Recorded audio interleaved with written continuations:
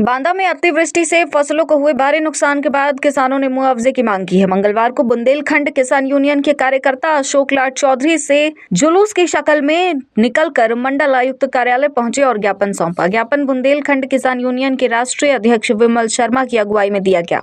उन्होंने कहा कि अतिवृष्टि से खरीफ की फसल पूरी तरह बर्बाद हो चुकी है। ऐसे में पूरे चित्रकूट धाम मंडल में सर्वे कराकर प्रभावित किसानों को उचित मुआवजा दिया जाए। विमल शर्मा ने चेतावनी दी कि यदि 10 दिनों के भीतर नुकसान का सर्वे कराकर मुआवजा नहीं दिया गया तो संगठन आंदोलन करेगा। वहीं चित्रकूट धाम मंडल के कमिश्नर अजीत सिंह ने किसानों को आश्वस्त किया है कि पूरे मंडल में खरीफ फसलों का सर्वे कराया जाएगा और वैल्यूएशन के आधार पर प्रभावित किसानों को आर्थिक सहायता उपलब्ध कराई जाएगी। ज्ञापन सौंपने के दौरान हजारों की संख्या में किसान मौजूद थे। और वो क्या मांगे चाहते हैं?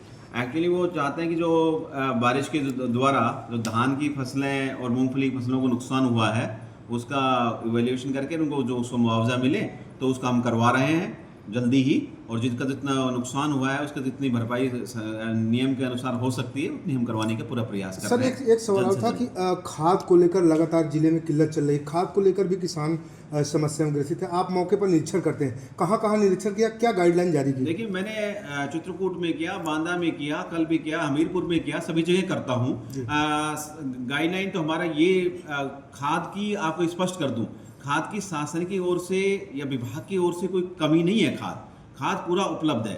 समस्या क्या है, कई जगह किसान मतलब कि कभी हो सकता है कि कोई और भी कारण हो सकते हैं, कभी किसान ज़्यादा मांगने लगता है तो ये भी कारण हो सकता है कहीं।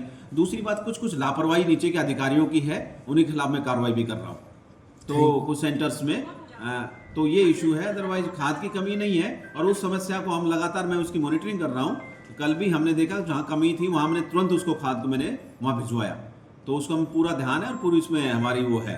उनकी बेसिक आज तक जो समस्या थी वो तो खासकर मुआवजा के फसलों का नुकसान हुआ, तो उसका तो इवैल्यूएशन होगा जल्दी ही और उसके हिसाब से उनको मिलेगा।